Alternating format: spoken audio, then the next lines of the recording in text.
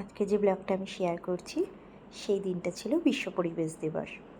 আমার ছাদে তো প্রচুর গাছ রয়েছে, তাই যতই গাছ থাকুক না কেন ওই দিনটাই যদি গাছ না লাগাই তাহলে মনটা ভীষণ খারাপ লাগে। তাই বিকেলবেলায় যখন এই বরুণদা আমার গাছের এই কাজগুলো করতে এসেছিল, দেখলাম হাতে করে একটা গাছ নিয়ে এসেছে। দেখে যে মনটা আমার কী খুশি হয়েছিল আমি বলে বোঝাতে পারবো না। আর এই গাছটাতে দেখো ফুলই বেশি, আমি তো পাতা খুব কম দেখতে পাচ্ছি।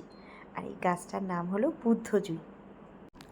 প্রায় 13 বছর হয়ে গেল বরুণদা আমার এই বাগানের দেখাশোনা করে।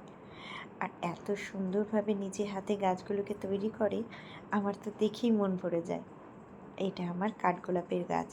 এই সময় কাঠগোলাপের ফুলগুলো হয় আর পুরো গাছ ভরে থাকে।